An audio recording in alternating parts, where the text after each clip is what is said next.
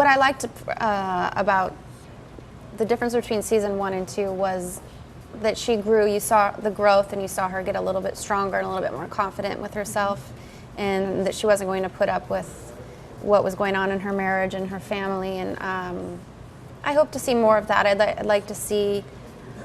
I don't ever think Betty and Don will be in a completely happy marriage. And as an actor, I don't really want it to be, because it's more interesting when there's lots of turmoil and things to do.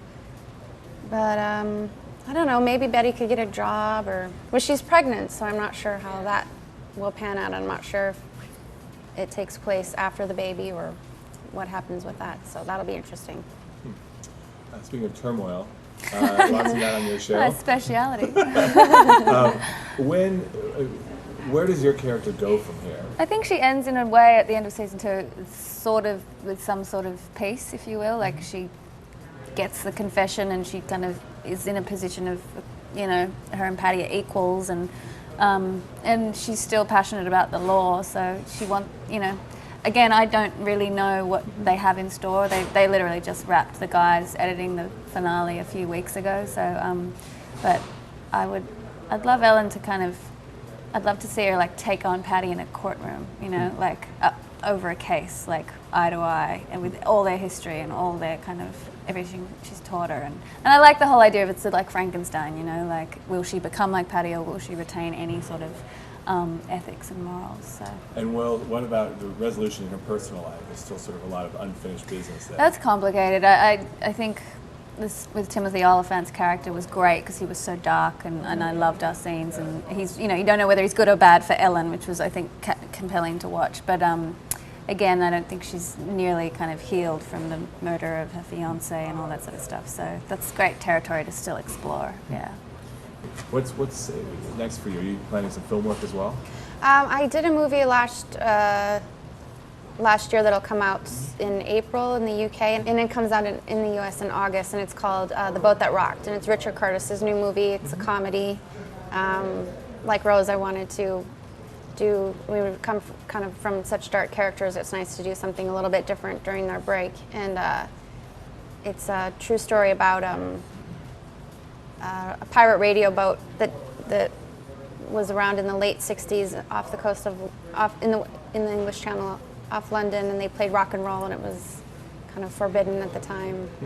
Oh, I had Knowing come out, this film I did, this Nicolas right, Cage film that came out a few weeks well. ago. Yeah, so that was great, and I filmed that in Australia in between my hiatus, and I have an independent film called Adam coming out that I did opposite Hugh Dancy that Fox Searchlight bought at Sundance, so really hoping that will, find an audience and everything. That comes out in July. And then, this little role in Get Him to the Greek, the new Nick Stoller film that Judd Apatow's producing. And I just, fingers crossed, I haven't been cleared yet by Sony, so I'm just hoping that it's all going to work out. But yeah, it's a great little role opposite Russell Brand, and it's a really big comedy, like in terms of the style of the thing. So be cool. But I feel like me and Russell have similar hair, so I think we're already a little akin. I love his hair. It's almost Victorian. His hair. It's quite.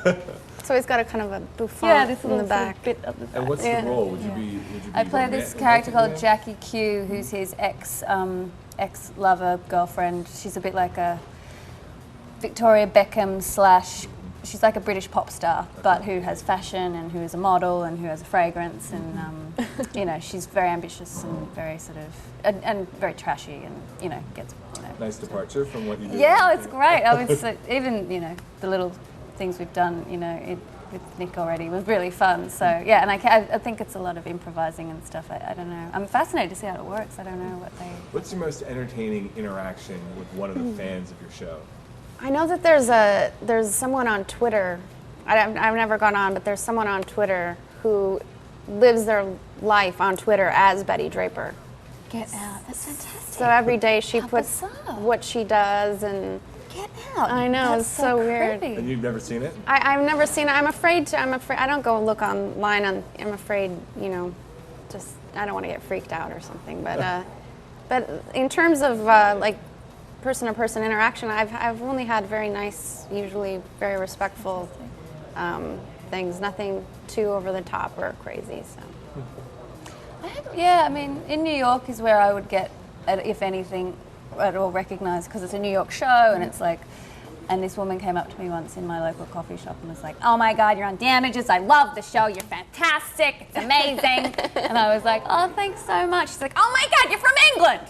And I was like, "No, I'm from Australia." And then she was like, "Oh my God, it's amazing." She couldn't believe it. She got really flustered and she had to leave. So.